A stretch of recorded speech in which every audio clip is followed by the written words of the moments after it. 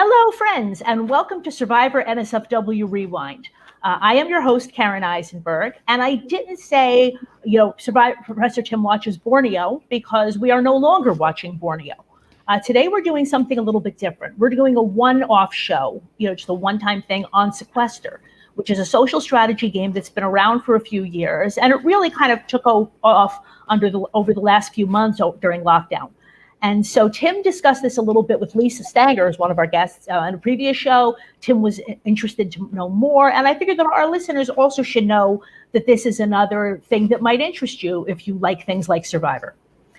So before I bring on my guests, I want to tell you that I'm modeling the Die Jerks t-shirt, modeled on Skinny Ryan's statement when he came back for the Outcast twist on Pearl Islands. You can find this shirt and many others at johnnyfairplay.com. That's JONNY, no H. And with every purchase, you get a call from the great Johnny Fairplay. When you purchase, please make sure that your phone is on, because he literally will call you right after your purchase.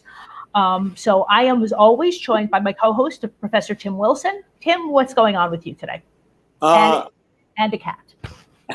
Yes, we're having a little feline moment. Nothing extraordinary is going on with me at the moment. I'm sort of being slightly boring, I think. But I did something very exciting over the weekend. I was on national radio, which gave me a little thrill. Awesome! So at the end, I'm going to ask you to share that link with the listeners. Okay? Oh, I have no idea how to find that, but we'll figure it out. We'll figure it out. We'll figure it out. But anyway, it's lovely to see you all. Hi, Tim. Okay, the next person I have to introduce is the founder, creator, Grand Poobah of Sequester, Audrey Middleton. Some of you know Audrey from her experience on BB17 on Big Brother, but this is a game that she kind of modeled very loosely on Big Brother with lots of changes. And Audrey will explain that to us in a minute. Audrey, how are you doing? About that. All right. Well, we're 30 seconds into the podcast, and I've already made a mistake. Anyway, no, it's okay. I just want to make clear that she did not model shit off of Big Brother. She knew what she wanted to do with Sequester. You're right. Big Brother happened to come later. So I just want to make that clear right away, okay. Because I'm just defensive of Audrey because yes, you're absolutely right, yes. And I am. But I understand how you would have got to that, Karen. I am wrong as usual. Anyway, Audrey, how are you? All right. I'm doing very well. Thank you for having me. Thank you for being here. And you've also heard the other voice you just heard, the dulcet tones of Brent Wolgamott, also of Sequester and RHAP and Big Brother Twitter and lots of other places. Hey, Karen, nice to see you, honey. Now, Karen and I have been friends for a long time. Karen and I have been slotting together. We've been to RHAP events together.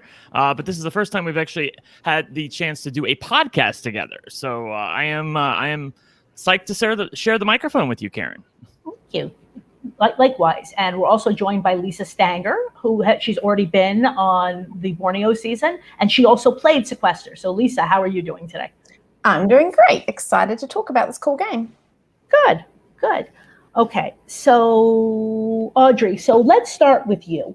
Because I know that you're going to have to bounce out at some point. Why don't you just tell people who you are and how Sequester came to be? So I am a super fan, just like the rest of everyone that's probably listening to this. I grew up loving Survivor.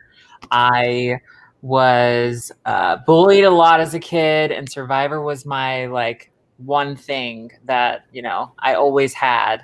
And I loved Survivor. I loved organizing games of Survivor. I played online games of Survivor, and then later I was introduced to Big Brother. And I shot my shot, and I ended up getting on the show. But I've always played these online versions of, my favorite shows, particularly Survivor. And since then, I had created my own model ORGs, as you call them, online reality games.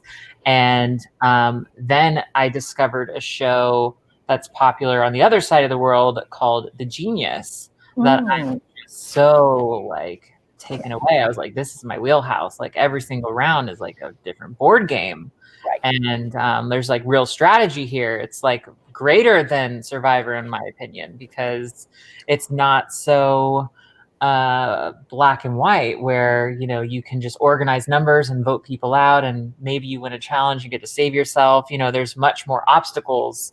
There's a lot more obstacles to get someone out of the game if you want, or to get to the end of the game. And I was so inspired by that. And that's actually what really inspired me to create Sequester the way that it is. And the way Sequester is designed is similarly, where each round of the game, there's a different twist that affects the strategy of the vote. So it's not so straightforward as, just getting 5 people together and voting out, whoever you want. Right. So let me just explain, because we have a lot of viewers who are Survivor fans but haven't really seen any of these other shows. And Survivor really has not done a lot of twists recently that people don't know about in advance. Obviously, we had the fire challenge in season 36, and there was a lot of controversy about that because people didn't know about it from the beginning. Whereas Big Brother is kind of the next iteration of that, where that's why Julie Chen always says, expect the unexpected. There's going to be several times during the game where there is just going to be a rule change or a special round of voting or something like that. It is just accepted in Big Brother. And a lot of Survivor fans who are new to Big Brother really have a problem with it. But again, as Audrey said, I like it because it kind of kicks your strategy up to a new level, right? Suddenly for this round, you only need to get even votes, or I'll allow you to explain what one of the, a couple of the twists are. But just like if you're new to Big Brother and you're watching, and now they're doing the safety suite, that's what we're talking about with a twist, where it's a regular round in the sense that 2 people on Big Brother would be nominated, and one, and then there's the veto, and then somebody goes home. But there's this extra twist that for the first 3 weeks this year, somebody can save themselves with the safety suite and also save somebody else. So that's what we're talking about when we're talking about twists. And in both the Genius and then also in Sequester, there is a twist every single round. It's built into the fabric of the game that there will be rule changes. And it's very, very different from Survivor. So I'm sorry, Audrey, please continue. Yes. Yeah, I kind of envision it as like navigating through a labyrinth a little bit. Each path has a different course that might lead you to a dead end or get you closer to the center of the labyrinth, which is, where you want to get before everyone else. And unlike some of the other shows, they have a lot of, I'm very upfront each round with what the twist is. So they have designated time to plan like how they want to execute this, especially in, the much longer version of the game. But an example of how it could affect the strategy of the vote is, a popular round is the highest even vote twist, where if you want to get your target out, they have to receive the highest amount of even numbered votes. And Sequester is a game where sometimes it makes sense to actually vote for yourself, because if you're the target and you know that they have a designated amount of even votes that they're going to put on you, you could vote for yourself and then offset the balance of the numbers and then make yourself safe.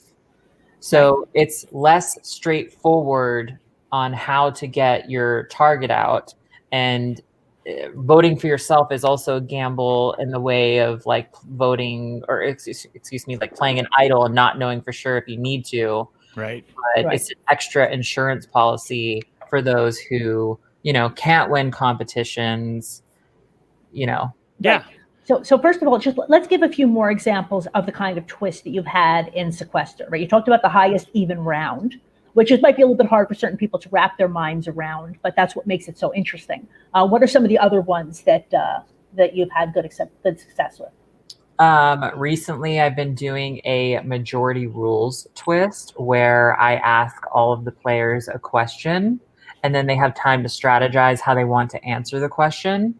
And so the object of the round is to create your own majority, because everyone who answers in the majority will be safe, and then ostracize those who you want from knowing how you're going to answer the question so that they actually go up for elimination. And if they're successful, then they'll be safe, and then whoever was not a part of that majority will go up for elimination, and then they can have power in who gets eliminated. But if they catch on to that answer, which they could, and in the online version, it's very easy to do, they could save themselves and submit an answer in the majority. Yes. So you're trying to keep the whatever the answer is that you want it to be away from the people that you don't like, so that they end up vulnerable and you end up safe. This actually happened to me in the last game that I played, ironically, with Lisa, where we had to answer, I think, what is Sequester Bot's shoe size. Sequester Bot is the mascot for Sequester overall, and the guy who's sort of like, quote unquote, behind the scenes controls everything. And we had to answer his shoe size. And for a while, I think a lot of us were answering 10, but at the very last second, a lot of us moved over to 11 and we got our friends to also answer 11. So then when we all submitted our votes, a lot of 11s came in, a lot of 10s came in. And I think the 11s had it by, a couple votes. So we all ended up safe. And all of the people that previously I had been working with who answered 10 all ended up vulnerable. And then obviously one of those people was voted out and their dream was ended. So, but Audrey, just to be clear, like the minis, the way the game is now. Let's go through. I'm sorry. Yeah, let's go through like kind of the history of the game, how it started, because it's been through several different iterations. Yeah, it started completely online. Like originally I pitched it as like a reality show that you can compete on in your living room. And you don't have to leave your home, and it's accessible to anyone. So anyone can, do it from anywhere. Things that could, prevent you from actually doing a show, whether it be like a visible or invisible disability. Like now you have access to compete in something that, maybe you wouldn't be given the opportunity otherwise. And then, I had some success. I did that for a couple years after Big Brother. It was just online and developed a small community. And then I was like, well, what if we, filmed an in-person version of this and we drew it out? And, the first time we did it, it was very experimental. And then the second time we did it, it was like a huge hit. And then we did it again. And then a pandemic happened and it kind of came full circle. And I kind of joke about the irony that, I pitched a reality show that was all online, and the host of the show wears a mask. And now we live in a time where everyone's wearing masks and it's very hard to produce reality television. And back then it feels like Sequester was maybe a little bit ahead of its time. Oh yeah, absolutely. Yeah. So when you were talking about those in-person games, there were 3 of them, right? Where you basically like rented a house and people came for, what was it, like 5 days? Mm-hmm. And it was just a very abbreviated, but still an in-person game with, all different sorts of challenges, because the difference also is when you do it in person, you can also do physical challenges. When it's online, Sequester is, what we call a social strategy game. When we talk about being successful in Survivor, basically the 3 pillars: the outwit, outplay, outlast, right? Is kind of physical, social, and strategic. So we also have a bunch of these social strategy games. There's Sequester, people play Mafia, there's Secret Hitler, there are a million of these. But basically you don't have the physical aspect of it because it's very hard to do that, when you're all online. But the social and the strategic parts of the game run very similar to the way it was in a game of Survivor. That's kind of the idea.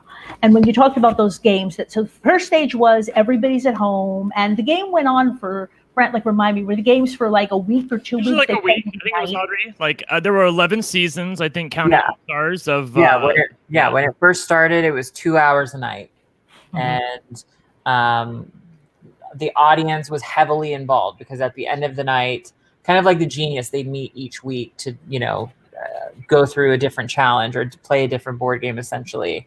And each night they would meet up and do a different twist and it would all be publicized. But then they also have the influence of social media and trying to decipher, okay, who's tweeting things to try to stir the pot? What's actually true here? There's nothing that they can rewatch because nothing was archived. It was all hidden, but they were dependent on, taking some information they saw online the night before and then bringing that into the game and how it changed the dynamic. But that's how it originated, was a 2 hour night, week-long event.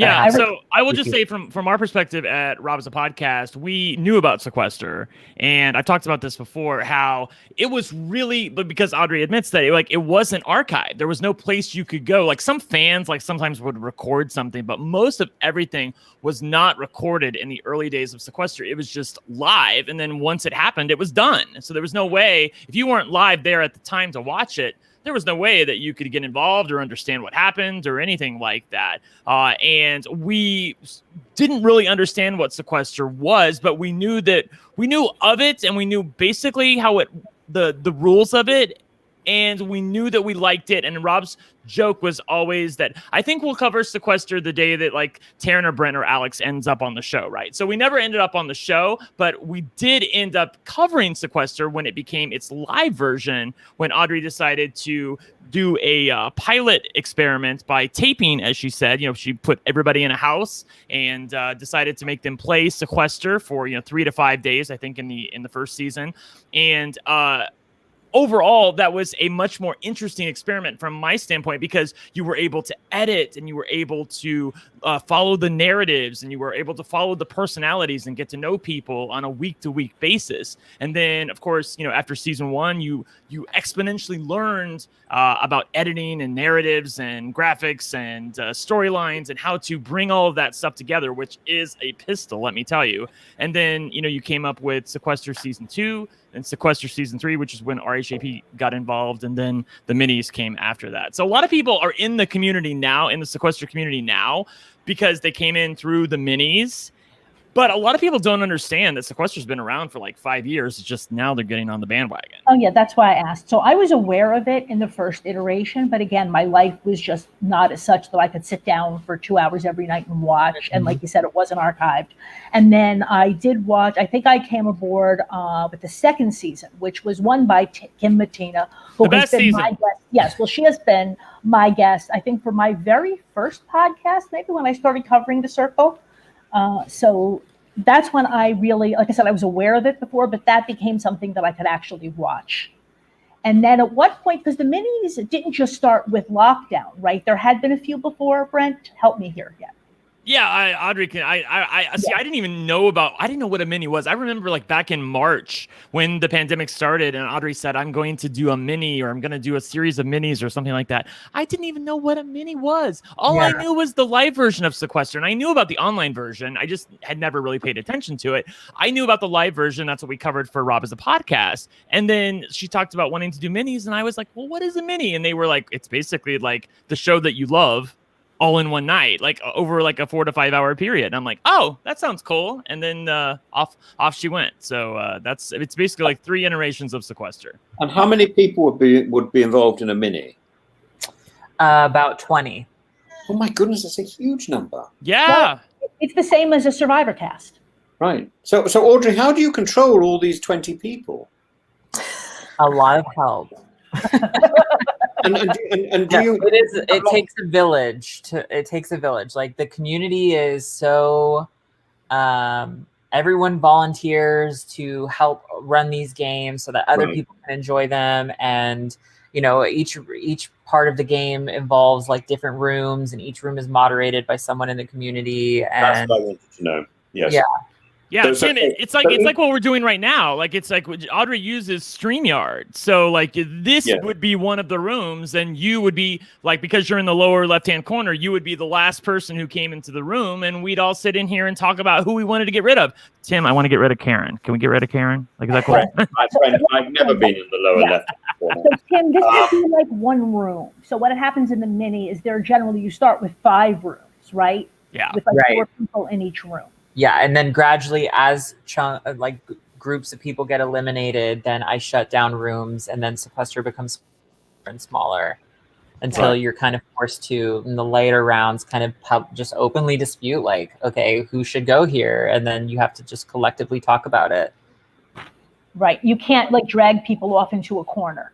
Right. Or go take correct. a walk. Right. You're stuck with what's on the screen. So basically, but Tim, so this is why I actually spoke to Audrey, I think the first time I tried to watch a mini, because it's like this, but there's 5 rooms going at once. Mhm. For me, it was a lot. But that's the thing. So when you watch one of these minis, you're never going to really see all of the conversations in real time. You can't, right? You only see what you see. Unless you've been a television producer. Right. But the point is, you have a similar experience to the players because they can also only be in one room at a time. Right. So like Lisa, when I watched your mini, basically I followed you around because I wanted to focus on your gameplay. That's the best way to do it. Yeah, I feel like when you follow these minis, like I just pick like a couple people and follow them around. So Karen, you followed Lisa around in the mini that she played? Yeah. After doing 2 and just feeling like I was just incredibly confused all the time. I mean, I saw these little snippets of, really good strategy and what, but I couldn't really follow the game. So then, I would say as a viewer, it's kind of like a video game where it's like choose your own adventure, and you kind of choose who you're following around, and you kind of get to see and watch the game through their perspective and who they interact with. But you might miss, another room that's happening where, they're actually discussing the demise of the character that you happen to be following around. But that's also what's helpful about the chat. Like there is a chat that goes on during the game and people are updating each other on certain rooms and what names are being said and who says what. And, if you can balance the chat and also listening in on different conversations. So just to clarify, from room to room. Yeah, the chat is not open to the players, right? That's just for the viewers. Correct. Right. Okay. Yes. What was the question, Tim? Tim asked if you go room to room. Yes. So how the game begins is typically a cast of 20, and then I'll divide them among 5 different rooms, like we're in right now. The players all have access to a web page that has 5 buttons on them, and each button leads you into a different room. But you can only be in one room at a time. So it's really hard to... The time for game talk matters. Like when you're in a room with people that you want to talk to, you need to spit out whatever it is that you want to communicate with them, because you don't know the next time you're going to end up in a room with them unless you really try to organize it, which is very difficult to do when each round is only like at most 10 minutes. So I was going to say, I just wanted to explain. So like each round is like 10 minutes. And like we said, this all takes place during a very long evening. They start sometimes at, 8 p.m. my time, and they tend to go until 1 or 2 a.m.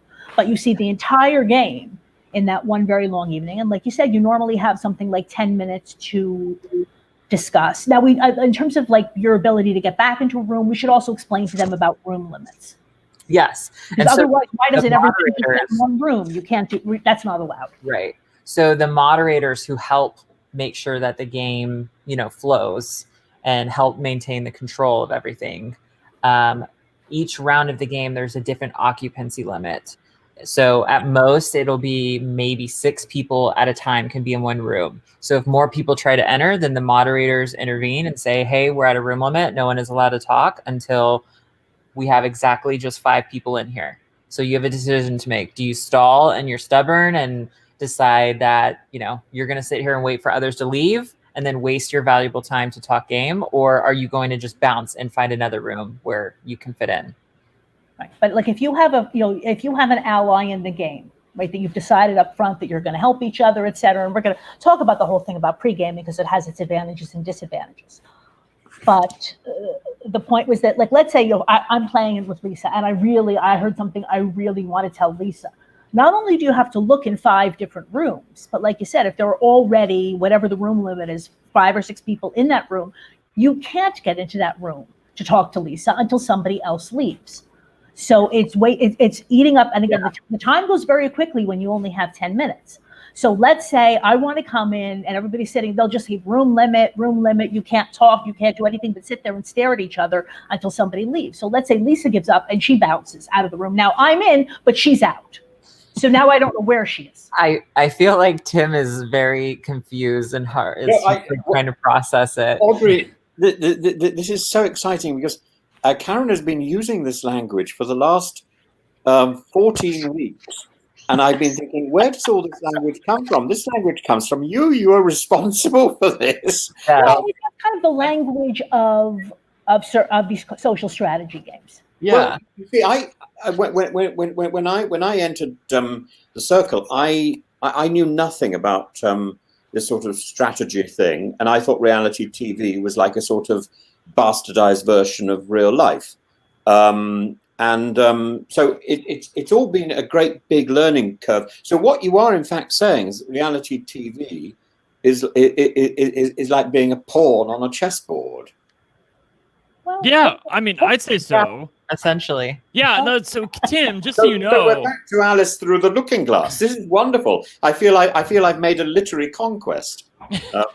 Tim, so Audrey did a game on Saturday night. You know, we've been talking about these twists that change the game. You know, Sequester, at the end of the day, is a social strategy game where you vote each other out, but every round of the game, the structure of the mechanics of the voting could change. Now, what she did on Saturday night is she had this giant wheel that she spun on the screen, and every round of the game, instead of like her having a preset list of, you know, these are the twists that are going to be in play tonight, she just let the wheel decide. And so she spun the wheel every time, and whatever the wheel landed on, that would be the twist in play. So like the great thing that I love also about Audrey is like she's a very good producer. She lets the people see exactly what's happening. So you see the wheel being spun on the screen, you see that it lands on whatever it lands on, and then that twist comes out. And it's just a really fun for the audience to feel like that the producer listens to them, but also the producer wants to make it interactive in a way that the fans can get behind in a way that is very exciting. Oh yeah, I really like that. Now, one question, Brent, though, because I did not see that game last Saturday.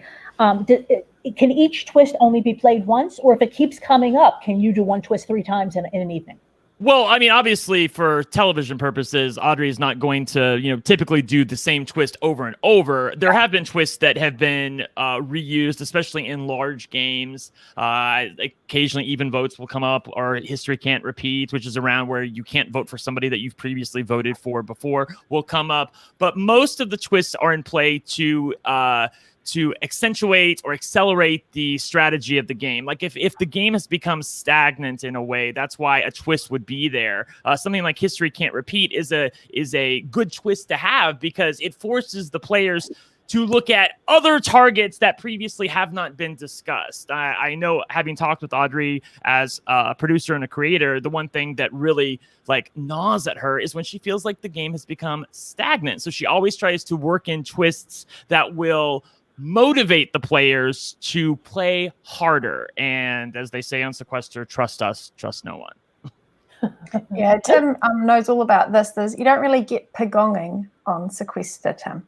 Yes, I see. Yes, I understand. That makes perfect sense. There's enough, Tim. I will say that there's enough of it there that it can come to the surface at various times. For instance, if there's like somebody who's been ostracized in the game that everybody wants out, you know, you'll see them just voted off. Or a couple of people, I remember in the first championship game that Audrey had, a couple of people were definitely on the outs and they were basically pagonged out of the game. But also, that usually doesn't happen in the beginning, mainly because the mechanics of the game don't let it happen. The only time you'll really see a quote-unquote pagonging is maybe like toward the end of the game. If a group of people have been able to successfully navigate the game, stay together, all stay safe, and they all make it to the end, they might have an opportunity to say, okay, we're going to do Audrey first, then Lisa, then Tim, and then it's us 4 to the end. Like they might. I would say that. Yeah.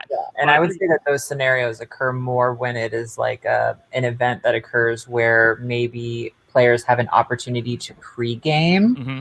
Right. It is much more Let's talk difficult. about that, because it's important, Tim. This is not just for Sequester. This is for all of these games. It comes up even with the in-person games, like any of these all-star seasons of Survivor and Big Brother, where people have played before, right? And then quite often they go on the charity circuit, or they're active on Twitter, or they do podcasts or whatever, and they kind of get to know each other to a greater or lesser extent. Some people really become friends. And then you throw them back into another game where there is a real chance that people might have pre-existing relationships. You don't get that in, generally you're not supposed to get it. It's been known to happen, even on these big, American, shows, produced by American network TV. It's been known to happen. But on Sequester, I know that you're trying to not have that influence things as much. And so I did want to ask you, Audrey, I saw that you were advertising for a game, I think it was the end of September. Is that supposed to be It's not like I couldn't quite figure out what it was because I'm interested in applying. It's kind of like a mini, but it is supposed to be no pre-gaming. So can you please explain that? I don't. Is it a private game? Yeah, I'm not Maybe sure. it's a I private think game. it. Yeah, I don't think like Audrey. So as Sequester has grown, Audrey has the patron games on Friday and Right. Saturday night. I'm a but patron, so maybe that's what I'm reminded. Right, that's okay. Let me explain it real quick. So, Karen, the thing is that during the week, fans who maybe want to play Sequester but maybe can't on Fridays and Saturdays because they work or they have family obligations or something, they will have an opportunity to just basically create their own party. They can create their own game. Some people do it with friends. Other people are like, I wanna do a themed private game about Star Wars, and I want other Star Wars like-minded people to play with me, and the 20 of us can get together and everybody pays their entrance fee. I think it's like $25, and then they can have a Sequester night of their own, and it works out well for people who maybe can't play on Friday and Saturday nights, or younger people maybe who don't want to wait their turn to play on Friday and Saturday nights. So the advent of the private like games, me who don't want to play until 2 a.m. yeah, Like, well, I mean, I will say that the whole 2 a.m. thing, that's like a little bit of an urban legend. Like in the early days of Sequester, when Audrey was still figuring things out, a lot of people didn't know what they were doing in these minis. I think there were times where it lasted to like 2 a.m., 2:30 a.m. But most of the time recently, I would say that the end of the games come around midnight. It's around midnight. Occasionally it'll be a little later. Sometimes it'll be a little sooner, but it's really right in that sweet spot of midnight comes, we name a winner, everybody calls it a day. So it's not as long as you might think. Right. It also just depends on, like, if you are organizing a private game, I mean, you don't have to organize it to start at 8 p.m. You can. Right, that's what I meant. You can have an old folks game that starts at 4 p.m. So yeah. Yes, I did see that advertised. That's actually a private game. Yeah. Okay.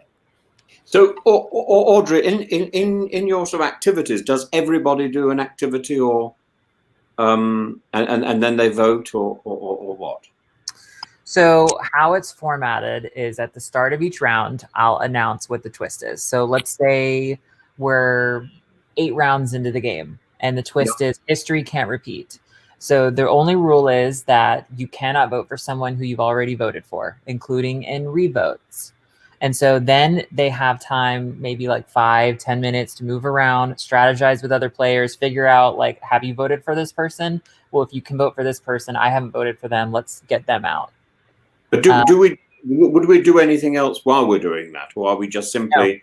Yeah, you have like 10 minutes. It's not a lot of time, Tim. And I will say, as the game goes on, you have less time. If we're going to do this, if we were to do this now, for example, and Audrey says, right, you've got a rule. The only thing we're going to do is I'm going to go around the place bitching about different people. I'm trying to work out who I'm going to get rid of. Yeah, totally. Yeah, that's it. Yeah. Oh my goodness! What a what a bad arse I'll be. That's all I do, Tim.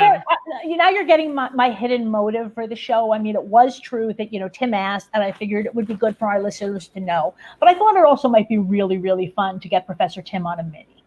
Love it. So I wouldn't do anything else. I wouldn't be sort of painting pictures or something. And No, you're not painting pictures. No, you're just talking to people. I think I'm not talking. I'm conniving, and I'm wheedling, and it's all my work. It's all the worst parts of my personality, by the way, Karen. Well, but that's the thing. So when we started this whole process with Tim watching Survivor, I wasn't sure that we were going to get through the first season. Because at first he was quite shocked and horrified by all the lying and the maliciousness. And 14 weeks in, and Tim is like, I could do this. It's the worst parts of my personality, but I can do this. Yeah, You can come over to the dark side eventually. But, no, I've not embraced the dark side. Well, I am part of the dark side. Just for me. But all. I just believe it's possible to hold two completely contradictory views at the same time. I sincerely believe this. And equally, I can say how much I like somebody, and also think about how much I hate them. Yeah. I think that's ordinary life, and that bit I like. But I find it very. I would find it very odd to spend an entire evening, going from room to room, sagging. Oh, people. Tim, it's not odd at all. Mainly because It's fun to vote people out. Yeah, and you're trying to make sure that it's not you. Like, I don't want to be voted off. If I'm playing a game, I'm playing to win. So I don't want to waste time. Brent, we have to do chess at some point, because I can tell you my tell. It's immediately. If I tend to think 3 or 4 moves ahead if I possibly can, and if I think that you're about to win, I will start to giggle, and you will know. It will be obvious. You will know that you have a winning strategy there. You may not be able to see it, in which case I find it even more entertaining when you make it. Yes. And our listeners know that, when Tim starts giggling, things get interesting. Yeah. Really? Really? Yeah, it means that you're embracing your devious side. I am. Yes, giggle means devilishness and naughtiness. I mean, yeah.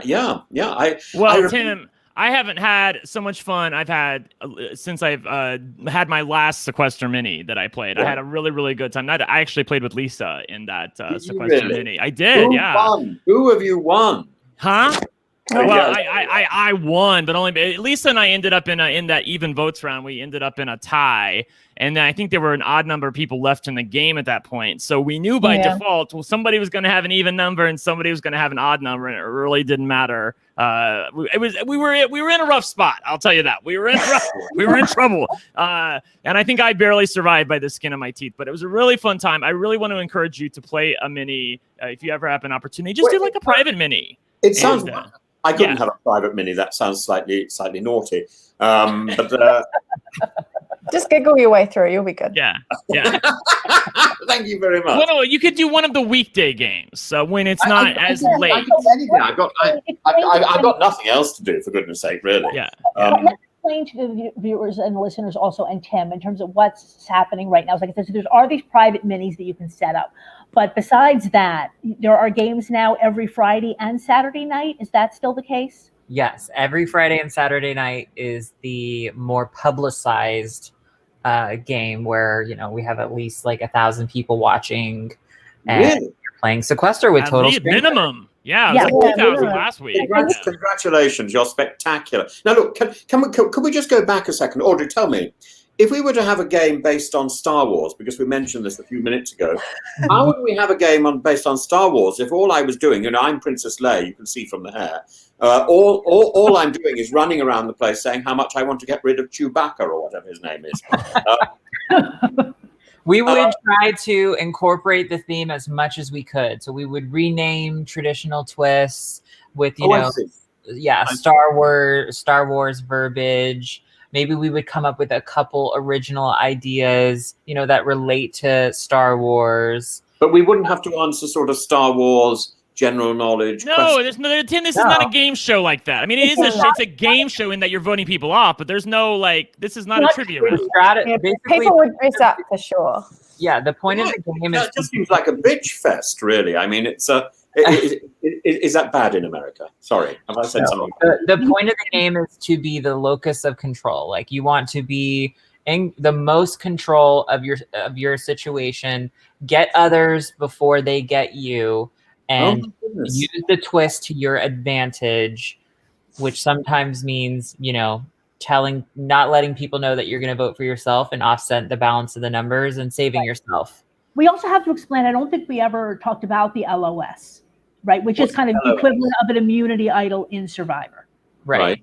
But you get it a little bit differently. So let's explain that also. Yeah. So part of the stream, if you ever watch it, there is one larger part of the stream where you'll see all the cast pictures, everyone who's playing. And throughout the night, I'll put X's on the photos as people get eliminated. I will also periodically put this green symbol on there, and I'll never tell anyone when I'm going to do it. So they kind of have to hunt for it, like you would an idol on Survivor. But if you happen to see it and then you contact me before anyone else, then you will win this power. And this advantage works similarly, where it can void votes cast against you if you feel like you're vulnerable. It also protects you in one extra way, where there are certain points in the game where we do double eliminations just for time management, and the player eliminated will get to drag somebody out with them. And so if you feel vulnerable for the dragging and you possess this power, then you can play it and force them to drag someone else. Yeah, right. Tim, that's the part that you would really like, I think, because if I got that far, yes, it's at one point there's a person eliminated. That could be you or could be me, but let's say you got eliminated. Oh, you would never be eliminated, Brent, and I'd save you. If I had really been bitching about you, if I had been really like Tim's really ticking me off lately, then you would be eliminated, but you'd have the power to drag somebody out with you, and you could do it in a ruthless manner and say, Brent, you're coming with me, bitch. That's right. So exactly. So that when you're thinking about voting somebody off, and this is really something to think about in the game. Like they said, let's think I want to vote Brent off because I know that he's such a big threat. But especially because we are friends, right? I'm just afraid that if I go after him, he could say, "Well, I'm going. I can't prevent that, but I can drag you with me." That's a big part of Sequester. So horrible. Yeah. Well, and for those who know the video, he's saying so horrible, but Tim is smiling behind him. I think they can hear it in his voice. Actually, I just finally got some of this, and I'm thinking this could be one of those things one does in real life. This is basically legal practice, isn't it, Karen? No,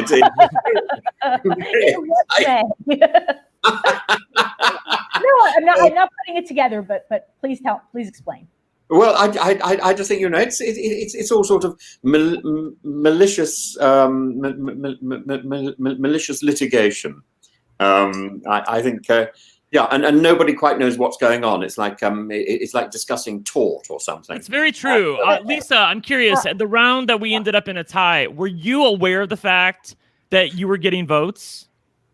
Yeah. Do you mean? Yeah. See, I didn't know. I was playing that game. I thought I was totally in the clear. And when Audrey read the votes and said, we have a tie, it's between Brent and Lisa, I was like, where the hell did those votes come from? Because I didn't hear at all that anyone had been voting for me. So they all were able to keep it a secret. And then, of course, I spent the rest of the game hunting for the people that had voted for me that round to try to get rid of them. It was a problem, Brent. If you try and calculate who is voting for you, who is voting against you, I think you're wasting your time. Wasting my time, yeah. Actively go out and try and court the votes, or suppress the people who are likely to vote against you. I think counting your votes is like counting your chickens. It's just a waste. What happens again, Tim, in this game, it's like you would think, like in Survivor or in Big Brother, generally the person with the most votes goes home. Again, in Sequester, that is not necessarily true. Oh, yeah, you've explained this. I find that very, very engaging. So, Audrey, I know we're not supposed to ask you about this, but can you tell me what happened on Big Brother? I don't know if Audrey wants to talk about this. Yeah, I don't. I'm so sorry, but Lisa, what are you trying to say, Lisa? Lisa's trying to say something. Go ahead. That's something I've been busting to say, and you guys talk so freaking much. I'm so sorry. It's that. Tim, you keep on saying everything's like malicious and conniving, and it's hours of just like bitching about people, and it's sort of, it might seem like that, like Sequester is quite a cutthroat game, but I think the coolest thing about Sequester is the community that Audrey's built around it.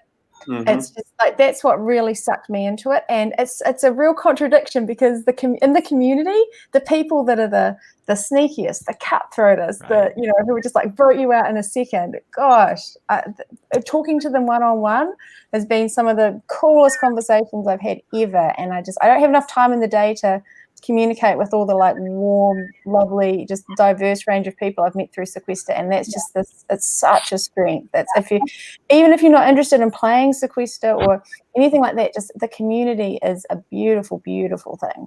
I'm glad that you said that, Lisa, because I wanted to bring that up. That I feel like one of the other ways that Sequester is different is that yes, all of these shows, they mouth the words that they know that how representation is important, but I feel like they don't really get it. Whereas in the Sequester community, because the issue is, so people might say like, what does it matter, right? It's just a game. You just go in and either you win or you don't. But if you're going into a cast of 20 people, and this is true on Survivor or Big Brother or Sequester or anywhere else in life, and you are the only person who is Black or gay or trans or disabled or whatever it is, it's very easy, just without even meaning to, people tend to congregate with those that they have things in common with. Right. And again, Survivor and Big Brother producers are starting to figure this out, that if you want to get some non-white winners of some of these shows, you need to put more than one or two people from these communities, ethnicities on the show. So Sequester is very, very deliberately trying to break that. And as a result, guess what? We have a bunch of winners from all across the spectrum. They're not all white men. So yay for that. Well, I think, Audrey, like the thing I love about the Sequester community. Yeah, more than 50% are people who are marginalized, come from marginalized groups. Yeah. I think that the Sequester community. The other thing is like, it's a game that lasts like 3.5 hours, 4 hours, it's not to the people who play. I don't think that they would look at it as like just a bitch fest. Like for them, they are immersed in like their dream, and their dream is to do the circle, to do Survivor, to do Big Brother. And they don't get those opportunities because those opportunities aren't fair. And this, there's no casting involved with Sequester. It's like, sign up. What order did you sign up? Everyone gets an opportunity, and inclusivity is like a major priority of mine. So if there's like any casting at all, it's just to make sure that, it's balanced socially, that it's not the same kind of representation as these other shows that do a horrible job at that kind of balance. Oh, Audrey, I applaud you for that last bit of the sentence.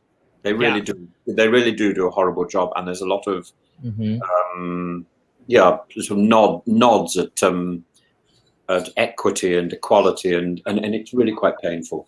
Yeah, but I will say in the Sequester community, though, like as someone who's become immersed in the Sequester community over the past year, I think it just represents the best of us. Like the Sequester people that I've met are just some of the most interesting, vibrant, forward-thinking people that I've ever met in my life, and I would never have met some of these people if not for the game of Sequester. I would never have been brought into that community because of that. But Brent, this is true. I think about any form of life, when you bring people together, and there's the goodwill to find something in common, even if the thing you've got in common is to bitch about people and get them out, you actually have that thing in common, and we just warm to people who share that enthusiasm. It doesn't matter what our background is. I think it's a winning ticket every single time.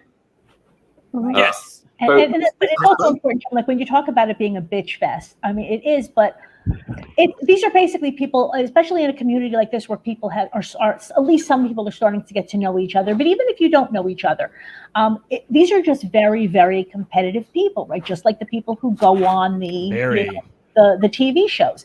And I've been somebody so I've never been on a show, but when I was in high school and college, I was a debater, and I debated against my best friends, and a lot of these people are still very close friends of mine. And so you go into a round, and my goal at that point is to wipe the floor with my best friend, right? I want to win, but then afterward we're friends, and that I think is the same kind of idea with a show like Sequester.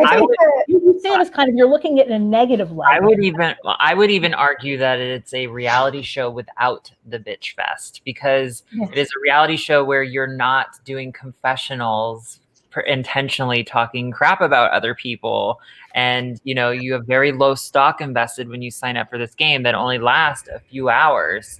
You don't have to emotionally manipulate anyone into voting your way. It's just like, can I make this person feel good on first impression? Like, are we both threatened by the same person because they seem like they have good social skills? It's not as deep as like these more legitimatized shows that are on much larger platforms, and you don't have anybody unseen pressuring you, like pouring Audrey is in charge. There is nobody above her to screw this up. Yeah.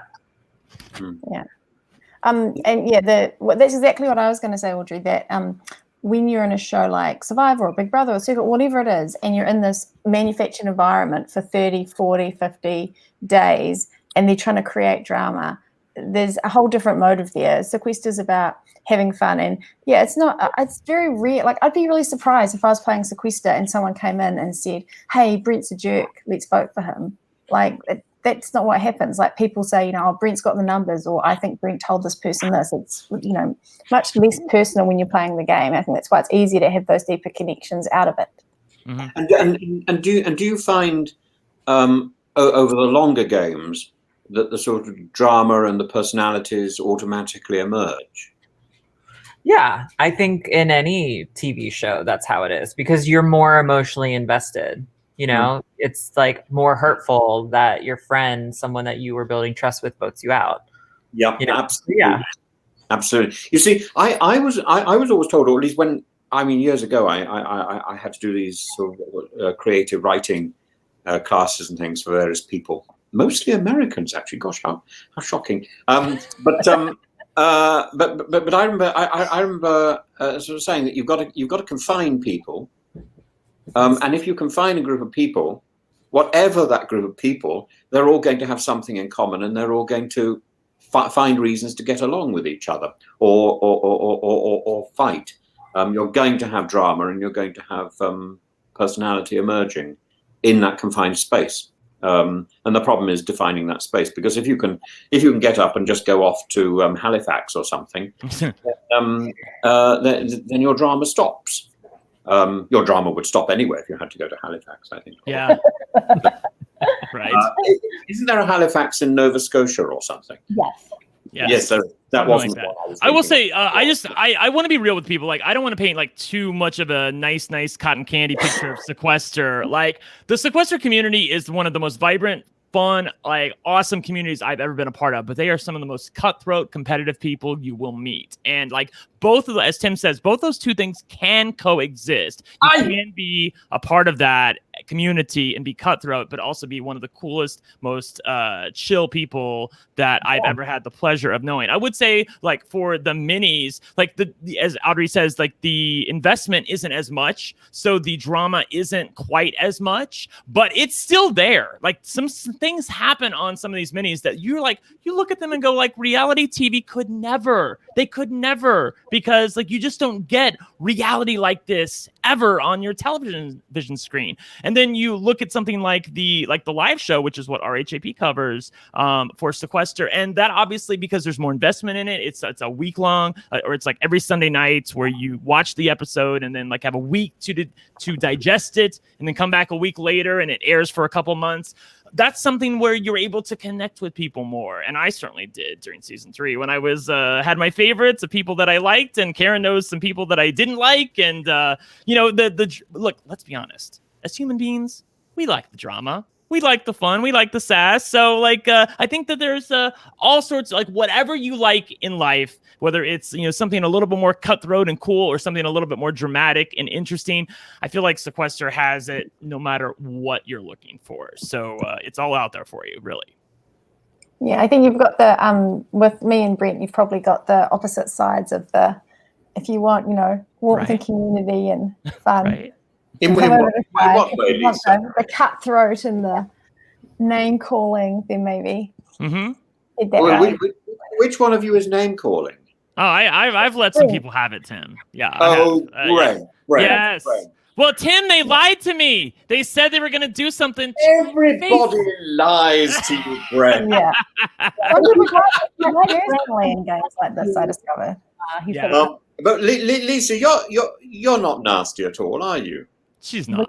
No one's nasty. No one's nasty. We're not. I'm not nasty either, Tim. I just like to have fun. Yeah, we're definitely two sides of the same coin. Yeah. You see, I think, people massage the truth all the time. It's called storytelling. Mm-hmm. And Charles Dickens and Shakespeare are remembered for it. And my cat massages the truth all the time as well. He's walking around the place insisting that he's hungry, whereas in fact he was only just fed. Right? Lisa, I have to ask you something though, because you have this experience also of being on, quote unquote, a real TV show and then playing Sequester. And you played a very strong social game in Survivor New Zealand. And it's easy to understand how you do that because you're living on a beach with people, you get to know them. You have, like you said, 3 days generally between the votes. How do you adjust from that to a situation like this where you have 10 minutes to convince these people that you've never met not to vote for somebody that's not you? Yeah, that's the biggest thing about Sequester, I think, is just the manicness of it. The speed, the lack of time to really build those relationships and build those long things. And in Survivor, there's 1,000 things like body language, where people are sleeping, where people are sitting, what people happen at food times. Like there's just a million data points of input there to try and make your decisions on and make your strategy from. And Sequester is not like that. Well, it's not for me at the moment. Maybe if you're a really good, I'm not a good Sequester player, maybe if you're a really good Sequester player, it would be like that. You just be getting all this information and know everything. But it's a game of limited information with the rooms. So it's a huge difference. Also, I would argue, Lisa, that the things that make you such a great person and made you the winner of Survivor New Zealand is because you are so great at like building quiet bonds and connecting with people on a really human level. But the thing about those Sequester minis is that there's not a lot of time for that. Like you're like trying to get out the information fast and you got to move on. Like you don't have any time to like develop bonds. But Lisa's just betrayed sort of the linchpin of your strategy. You assume that if you haven't dealt with somebody, that they're going to vote you off. Yeah, I think that's sometimes true. But I would also say that if you haven't dealt with somebody, you're more likely to not have something invested in them. So you're willing to vote them off. It's not like I'm specifically coming for somebody that I don't know. It's just I don't have a relationship with them. I don't know them. I haven't talked with them. So sure, I'll vote for them. Like, somebody has to go. Would you say something? Do you find alliances are formed without necessarily being... I would say loose alliances. Like the last time I played Sequester, I was definitely working with a couple different people that I definitely tried to, like if people suggested their names, I would try to move it to a different person. But it's not like, okay, we're voting together each and every time. It's never that easy because... designed in a way to... promote fluidity. Like even the long version is like the filmed version. Each round is designed in a way where it can make you more dynamic as a player, like willingness. Like one round, maybe you're targeting someone, but the next round, because of the twist, it makes more sense for you to team up and then settle those differences and then work together towards, a new target. Audrey, I'm really interested in the thing where you took over a house. Did this mean so in between the sequences, the various people living in the house weren't able to talk to each other, or there was continued interaction? No, it's it's a different format because it's in person. So they are allowed to freely move around like they would on a Big Brother set or like in Survivor. I don't know if Survivor had like limitations or anything like that, but no, they're allowed to freely kind of move around and go congregate secretly in rooms if they want, or talk out in the open if they want. And how did you film all this? How many cameras did you have? I think in our most recent season, we had like 5 or 6. With camera crew, or they were sort of remote? Yeah, even the live version, it takes a village. Everyone is a volunteer. Like it's not a professionally run operation, although we are improving in it. Like it's so good, Tim. Like Audrey's being humble. It's really a bunch of super fans running around with their heads cut off with footage, like with cameras, hoping that we can tell a story with it. But we're all just trying to have fun and produce something that we're all passionate about. Yeah. I have already decided, Audrey, and I wanted to ask you, what's next? Obviously, it's not possible right now, but is that something that you'd want to do more live versions? Because I've already decided that my contribution is I want to fly down to Georgia or wherever this is, and I will just cook for all of you. I don't know. All right. Seriously, I would love, because that way I get to watch and I get to kind of be there when it happens. And that is my best way to contribute to this community. I can't run a camera, but I can But are you looking to do more of those now? Once, like I said, once all of this is over, or do you want to stick with it? Yeah, it's definitely something that I've been discussing with people on my production. You know, how can we is this possible to produce in a pandemic, like responsibly? Like we would definitely have to make a lot of changes. Like it couldn't be a 20-person cast anymore. Just because we don't have the budget to test people daily for COVID. And, you know, how much can we actually control? Can we do that? Is there a way to do this responsibly? You know, those discussions are definitely being had. Right. To me, it seems like the biggest thing is you would just have to quarantine everybody for 2 weeks beforehand, which is hard because that's why the games are normally kind of like over a long weekend, right? It's a much bigger commitment to tell people you have to come for 3 weeks, right? Because we have to quarantine you first. That's the first thing that comes to my mind. And then even within the game, like you said, you have to be careful. You have to keep people apart. So it would definitely look a lot different. It doesn't mean it's not possible, but right. So, Karen, is that what you gravitate to? Like, did you watch Kim Matina's season on Sequester season 2? Yes, I have seen 2 and 3, and then I have seen a bunch of the minis. But again, you know, now that I'm producing my own content, I don't have the time to necessarily sit and watch everybody else's content. Oh, well, look how bougie you are. I know. But I've been a patron of Audrey's for quite a while. I know that, yes. I definitely... This is something that I wanted to encourage because it opens up the opportunities, like you said, for all of these people who otherwise couldn't play a game. You know, I have my own disability. I'm not going to play Survivor, right? But this is something that I could do. Right. Now, Karen, you were one of the first patrons. You were definitely one of the first 100 patrons. I know that, as far as Sequester goes. Yeah. And I'm just going to put a little plug in here in general for people. Please support your content creators. This stuff, I mean, it takes a lot of time and it costs a lot of money. You know, I'm not making any money on this, and I'm spending money on audio stuff and video stuff and other stuff. So it's not about, you know, getting rich or making a profit. It's about just contributing to this game so that it can continue. By the way, so you don't have to be a patron, right? You can just come. I'll repeat it again at the end of the show, but it's Sequester, Sequester, access, ACCESS.com. And you can just pop in on Friday and Saturday and watch a mini, right? That's completely free. And that should obviously be the first thing if you're interested in checking this out.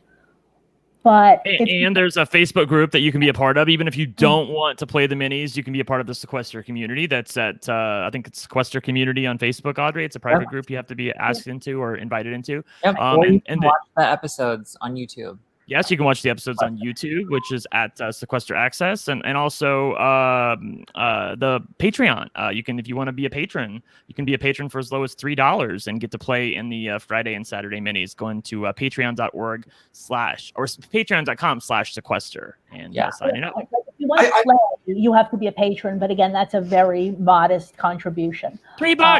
$3 is like a Happy Meal. Right, but if enough people give you $3, then you have enough money to actually put on a show. Yeah, and I want to eventually do a live season because I love production. Like I grew up like filming myself, like role-playing Survivor in my room. I love editing. Right. I love the creativity of it all. And I also, you know, I love the community around. I don't know, it's just a special feeling to be able to create something and then have community around something that you created. Because it feels like you're really contributing something to people's, you know, happiness. But you avoided all the negative stuff that goes with the reality phenomenon, Audrey. Well, so when if something occurs and under like where we're filming in person, I control the narrative. So if someone does something incredibly like vile, I don't have to air that. I don't have to exploit anyone. And I really try not to do that. And then I can have conversations with those people on set and just say like, hey, this is not what we all signed up to do. This isn't going to work. Yeah. But I think you get less of that also in your community because it's, again, you are the head of it. And people just know with Audrey that, you know, she doesn't put up with this kind of stuff. Yeah. But equally, I'm very optimistic about people. I just don't think really people want to be that nasty.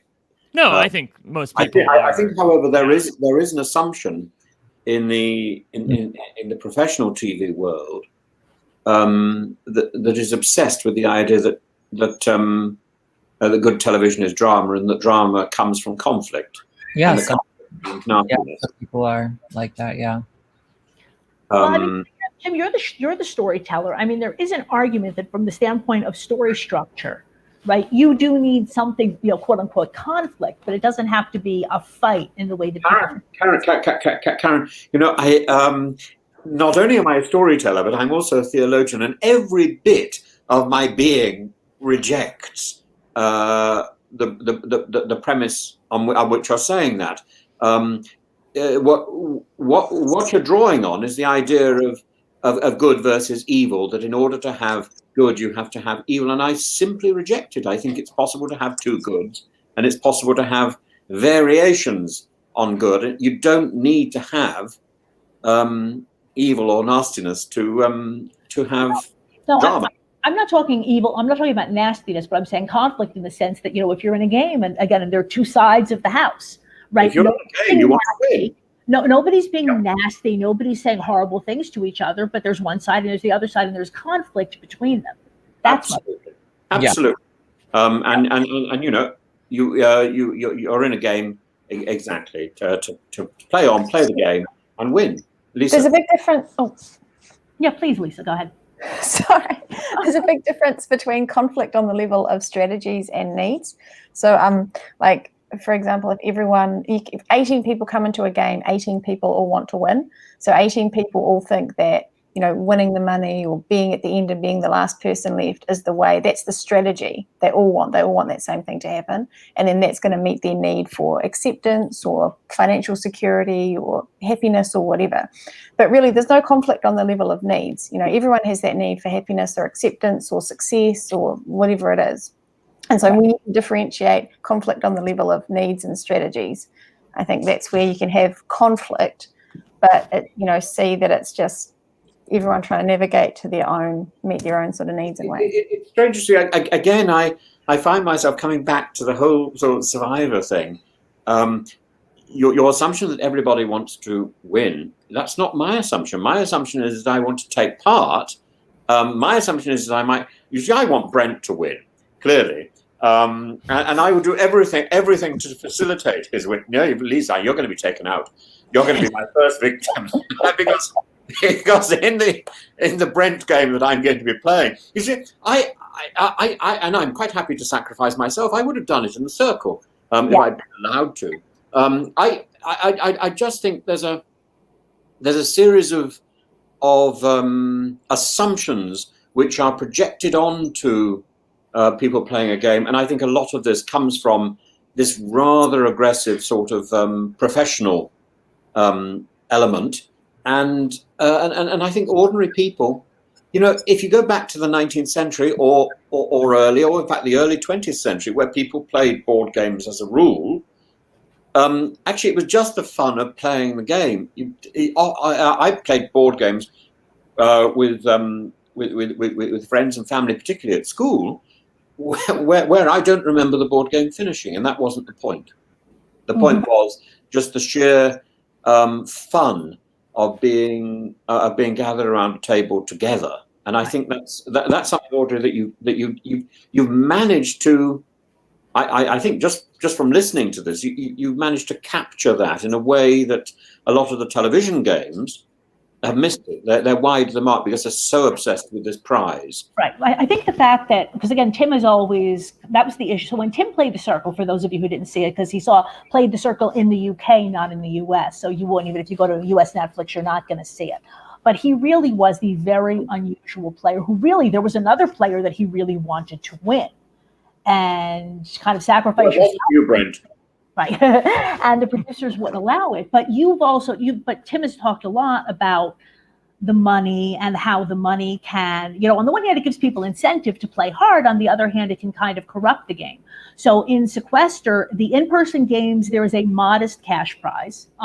It's not a lot, especially when you deduct the fact you have to pay for your own travel, et cetera. And these online games, it's just for bragging rights, right? So this is what you're describing, Tim. It's a bunch of friends. or people who are in your same community. Maybe you've met them, but you know that you all have this interest in this game, and you get together for an evening and you play a game, and somebody wins, and they get to be happy about it.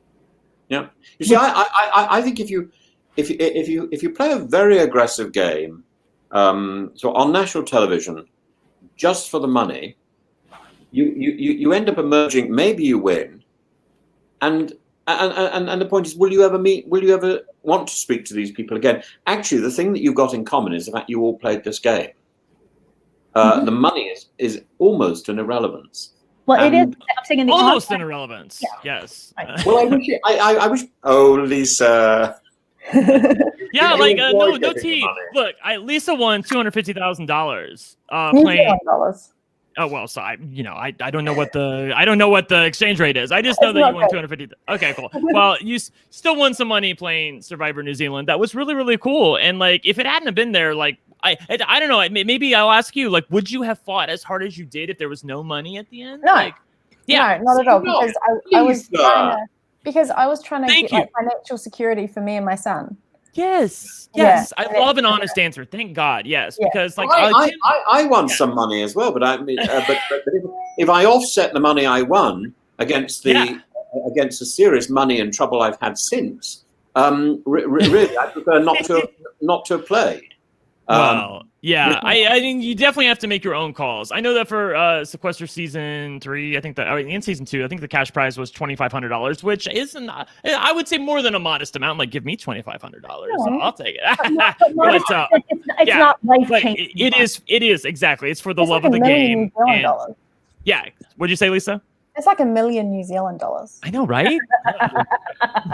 Really? Is it really? I had no idea. Yeah, the minis have no. Interesting. In New Zealand, you get to live in that country, which would be, that's worth it, isn't it? That would be worth it. Yes. Audrey, what'd you say?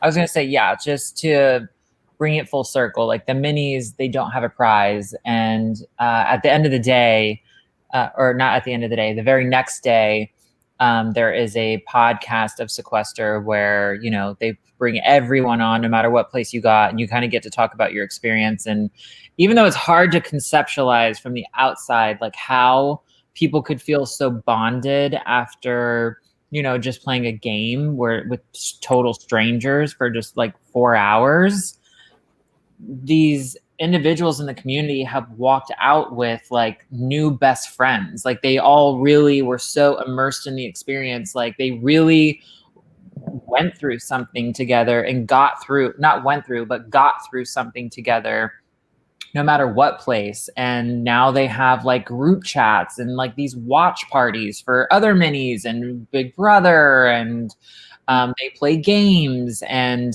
the community for the minis is like the biggest takeaway. But absolutely, really like for the live game, people, I'm sure, like most everyone signs up and they want that prize. Like everyone really wants to play that game.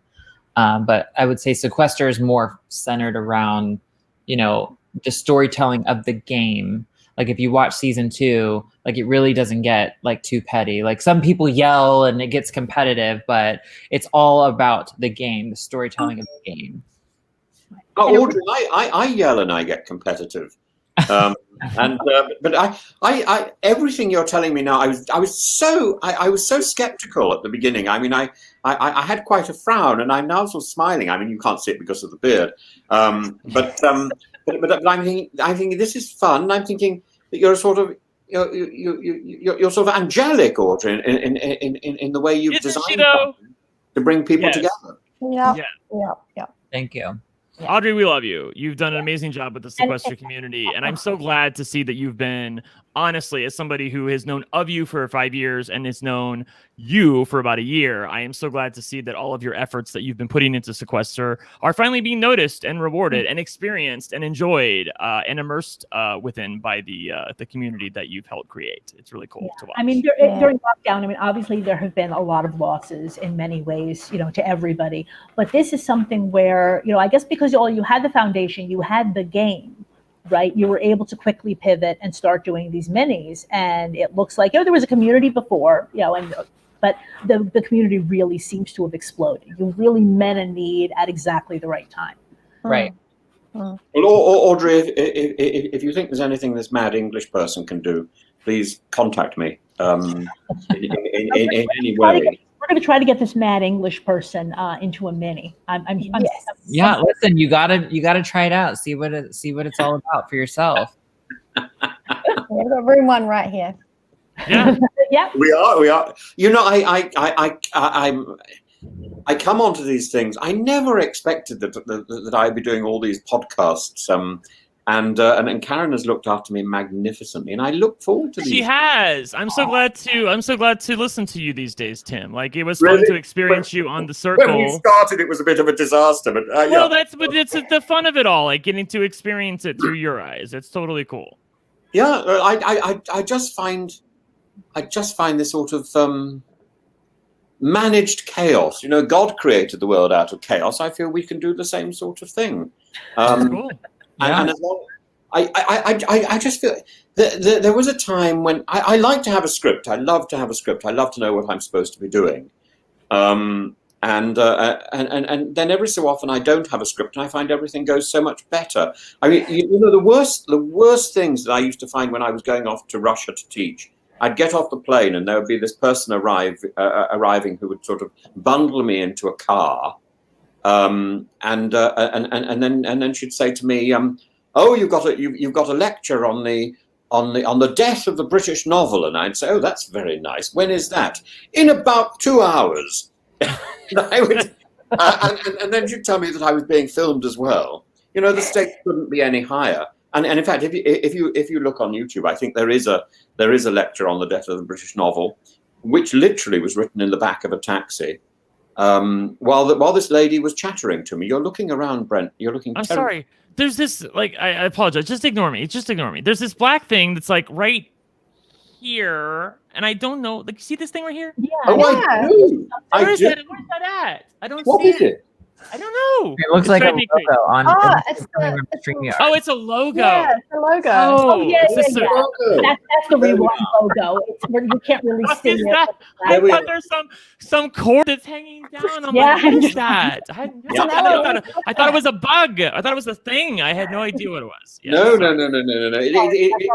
It's that sort of little finger. And you know, you're this big. You're this big. I'm going to crush you. Right? I thought it looked terrible. I had no idea. No, Anyway. So we're going to save you, Brent. It's okay. Yes. yeah, Brent, anything else about Sequester that we haven't covered that you think we should? I mean, I think a good way to close it up is, you know, if you're a super fan listening and you've like scream at your TV, "What are you doing?" And you've had these strategies in your head and have always wanted to put yourself in the ring and see how you do. It's a very like low investment, like just personally opportunity to just put yourself out there for a few hours and, you know, see how you fare. Like, how well can you adapt in like chaos, I guess. Right. Oh, what is this mask bit, Audrey? Do you wear a mask or something, or what? Who is the mask? Sequester bot. So Sequester bot is kind of this like ominous, mysterious host of the game, and I wanted him to be, or him or her, you know, I want their identity to be mysterious because we don't really know who's pulling the strings on a lot of these shows, and like, is there motivation? Like, are we just pawns on someone else's chessboard? And Sequester bot, like the mask has like a much deeper symbolism of how, you know, I feel like I posted a video in Sequester of Sequester bot sharing a perspective about how like your intuition is developed in the dark, and there might be a negative connotation with darkness, but there's actually more solace when you can go in there, because you in darkness you have to really like depend more on your senses, your human senses, where in the light anyone can parade around, everyone wears a mask in the light, and you can be blinded by someone's light. And there's this really positive connotation with light. And so it's more to symbolize like what's really going on behind the mask. Can you go to that space that's like dark, quiet, and weed through, you know, in just blips of time, you know, who you're actually dealing with, kind of a thing. I don't know if I explained that well enough. Yeah, no, you did. It comes very close to the source circle stuff and the catfishing thing. Yeah, I wanted to also say that pivoting off of what Audrey said, if you're a super fan and you have always dreamed about being on Big Brother, Survivor, whatever show that you've been watching, like I got news for you. Most of us are not going to get on Survivor and Big Brother. Like that's most of us. That is not going to be a reality. But if you want to take fate into your own hands and play one of these games that you've always wanted to play, I think Sequester is really the home for you. I also do want to say too that like occasionally there's a twist that comes up where like the person with the most votes necessarily doesn't go home, but 95% of the time the person with the most votes is the person eliminated from the game. So I just want to make sure everybody understands that the twists are very they're easy to understand. Yeah. Are the twists after the game? Because I think, Audrey, you said you learned the twist at the beginning of that round, or each round the twist. They're announced ahead of time. Yeah, so it's never like you vote and then she drops a twist on you and says ha ha ha. Like, I mean, that's bullshit. Nobody likes that, and we don't like it. That's not enjoyable. Like that does occur in the TV games. That's exactly what we like Sequester, because Audrey is somebody who cares about the fans who watch the show, and the people don't respond well when we feel like the producers are trying to yank our chain. That's when we tend to revolt. Like, we don't like that. Yeah. And I care about the players' experience as well. I want people to walk away and feel like, they got what they signed up for. Yeah. Even though this is not on TV and you don't have to worry about the kinds of abuses we get, on the network shows, even so, like I said, Audrey really cares very much that this be a place where everybody feels heard and empowered. And if they ever feel like they're not, there's an address or several addresses to bring this up. Whereas in some of these other shows, not so much. No, absolutely. Yeah, it's a very different. I think the important thing is, we need to. We need to project shows where people do feel empowered and where people do feel cared for. Like this one, yes. Like I care for everybody. I want to empower it. Yes. Sequester does a great job of just having people from all across the spectrum. As I've told this story many times. I grew up in a town that had 187 people in my high school class, and 187 people were white. I never had a person of color in my high school when I grew up. I just didn't. There was nobody around my neck of the woods. So, and then I went into the military and I got to meet other people from different walks of life. And then as time moves on, you sort of settle into your own backyard. And Sequester has done something that I didn't really think was possible, where it just allowed me like a second chance to just meet other people that I just never would have met in real life. I just don't have many friends of color around me because of, I live in the middle of Kentucky and there's not many people of color around me, but also because of like the nature of the job that I work. So I want to be able to move more beyond my own backyard and experience other people and other ways of thinking, and also realize that their lives matter. Black lives matter. And I've had an opportunity to get to know other people because of Sequester. And it's such a rewarding experience for me as someone who comes from, the middle of the Bible Belt in Kentucky, to get to meet all of the people that I have through Sequester. And it's just because of the community. And if the community wasn't there, I wouldn't have had the chance to meet them. So Audrey, thank you for that. Yeah. Yes. And the other part of this is, yes, it's the opportunity to play, but it's also the opportunity to watch. If you haven't noticed, there's not much new on TV these days. And these live minis run every Friday and Saturday night at 8 p.m. Eastern, correct? Yep, usually. Hop in, you can just go to sequesteraccess.com and it will give you a link, and you can just hang out and watch. And if this is something, again, that you find interesting and you want to play, then, become a patron and kick $3 to Audrey. It's not a huge commitment, but the lowest commitment is just this Friday or Saturday night. Just log on and see what's going on. Yeah, that's cool. By the way, Lisa, I did some research. You actually won 163 American dollars. That's what 250,000 New Zealand dollars is right now. So I was like, is it really worth nothing? I thought it was worth something. It made a big difference to my life. Yeah, good. I'm glad to hear that. There was a point, Brent, when I thought that American dollars were much smaller than British pounds. And that's no longer the case. It's really quite fun. Yeah, I remember those days too, Tim. Do you? Yes, I do. you're all welcome over here. I mean, come and enjoy our dwindling economy. Tim wants the entire reality TV community in the U.S. to all get on a plane and come visit him. Tim, it seems to me it might be easier to bring you here rather than to bring everybody there. Absolutely. I'll fly in a Mary Poppins way. Audrey is saying that she's got to go. I do. I have to go. All right. I've really enjoyed meeting you. Yes, great. Thank you so much for having me and sharing your platform to talk about this. This was really cool. Great. Thank you, Audrey. Yeah, such a privilege, Audrey. You're amazing. Yeah. Yes. It really is amazing what you've built. Thank you. Bye, guys. Bye, honey. Bye. Okay. So now let me do my housekeeping. Tim, where can people find you on social media? Oh, well, I'm becoming all over the place. It seems I don't understand it. I think I'm becoming like something you just can't get rid of. So I've got it's like sort of wet underwear. I've got sorry.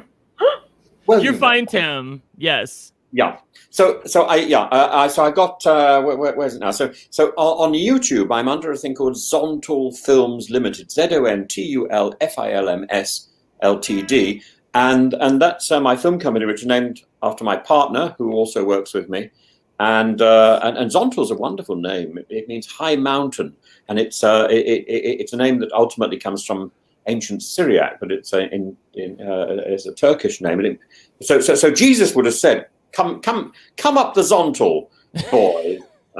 When he and actually my partner fell off a ladder the other day, so he's in. Sorry to hear that. Yeah. He fell dramatically. We don't do anything which hasn't got a theatrical bias here. I was going to say, everything's done with drama.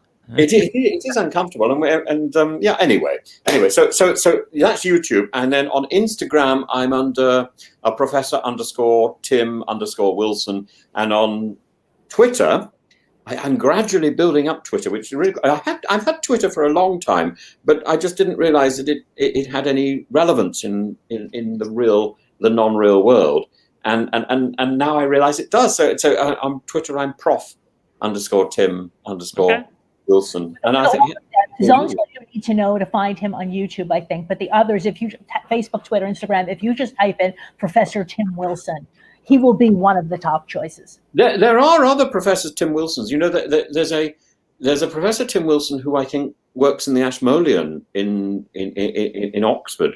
But there's also I've got a Wikipedia page. Did you know this? It's really exciting. But there it's Tim Wilson, politician, and this refers to a little spat I had with a slightly sort of right wing man who's pretty well defined British politics, I think, for the next 20 years, which is rather disturbing. But there's another Tim Wilson politician. Moving on, Tim. Yes.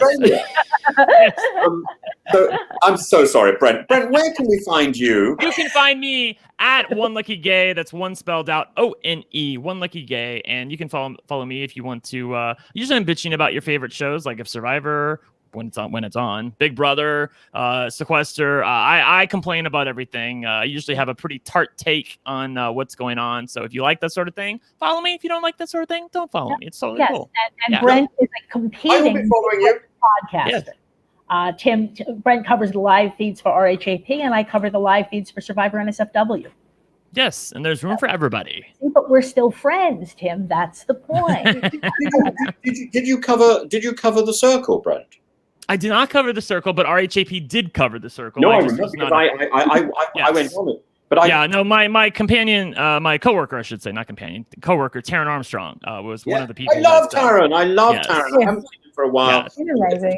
Tell Taryn I'm missing him. I will tell him that he's got to get me onto one of his podcasts so I can sort of chatter to him in public. Yes, Taryn's otherwise I don't think Taryn. I'm safe. I have to do everything in public. I would love Taryn on maybe after Big Brother, Brent. See, we have an invitation that Professor Tim would like to meet Taryn. So okay, I'll see what I can do. And I've met Taryn. I like Taryn. Right. I want to meet him again, and I send him little notes every so often, and he sends me a little note back.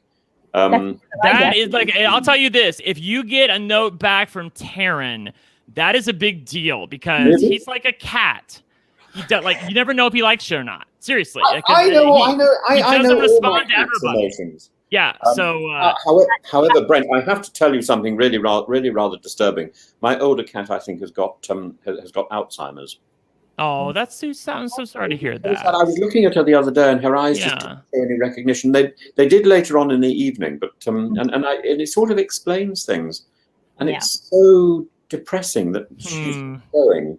Yeah, that's not good. Well, I wish her all the best. Lisa, where can people find you on social media? Pretty much only on Twitter at Lisa Stanger, Stanger. Have I been saying your name wrong? Is it Stanger? Well, yeah, it is, but it's a bit irrelevant because I'm changing back to my maiden name. But I don't really know how to do it because it's like everyone knows me as Lisa Stanger now. It's funny you say that because I got divorced in 2001 and I never bothered to change back for the same reason because everybody knows my name, but we should talk offline. Lisa, what is your maiden name? Oh, it's pretty cool. It's Holmes, like Sherlock Holmes. Oh my goodness! Yes! I'm there. I'm there. Yes. Can I be your Watson, your Boswell? I love it. I'll keep perfect records of everything you say. Great. Paint me in a very flattering light, please. Just leave out the cocaine. You can just assume that's going to happen. Yeah, all of Lisa's deep, dark secrets. Lisa is the nicest person I've ever seen. I watched her survive her season of Survivor. She was nice, even though she was starving and sleeping on bamboo and, being lied to. So, yes, Lisa, I'm sure that your secrets are safe with Lisa. So let me just do my housekeeping here. So coming up on Survivor NSFW, tonight, Johnny and Zach and I are going to have the opportunity to talk to James Ryan of Big Brother 6 and 7, right? He played 2 seasons with Janelle and Kesar. So that'll be really fun. And that should be dropping tomorrow morning. And then Thursday, we will be live after the eviction with Portia Briggs of BB13. This morning, also, we dropped our first show covering World's Toughest Race Eco Challenge Fiji, which is on Amazon Prime. All the episodes are available now, but we will be releasing the podcasts one a week, and the first one just came out. Also, we've already talked about the importance of Patreon, so I'm not going to read my whole script, but just like it's true with Sequester, it's true with Survivor NSFW, right? You give us a little bit of money to be able to produce this content, and we give you extra content and extra opportunities to interact with us. So please consider that. If you ever wanted to be friendly with Johnny Fairplay, it's pretty easy. Buy a T-shirt, become a patron. Johnny likes people. Oh, and he got his. I did send Tim a Survivor Rewind T-shirt. I know that Tim doesn't wear T-shirts, but. It's become a sort of alternative anti-Macassar. Look, there it is. Okay, now next week we are going to be starting Survivor NSFW Rewind. Professor Tim watches Survivor Australian Outback. Right, with our new season. Yes. So next week we're going to be live in our new time slot at noon Eastern Daylight Time in the U.S., 5 p.m. GMT. This week, just like we did with Borneo, Tim and I are not going to have a guest for that first episode, just so we kind of set up the season. And then starting the following week, we will have a guest, and the guest will be, once again, it worked out the last time. So for episode 2, we're going to have Elaine Stott of Survivor Island of the Idols. Remember, Tim, we met her. Absolutely. So I've now got to find the Australian season 2, which is going to, will help which is going to tax my ingenuity quite a lot. Yes, if you have me helping you with tech, you know just how far down the rabbit hole you must be, because I am not a tech person, but I will help you with that. So anyway, next week, 12 noon, and hopefully we will be in the new studio.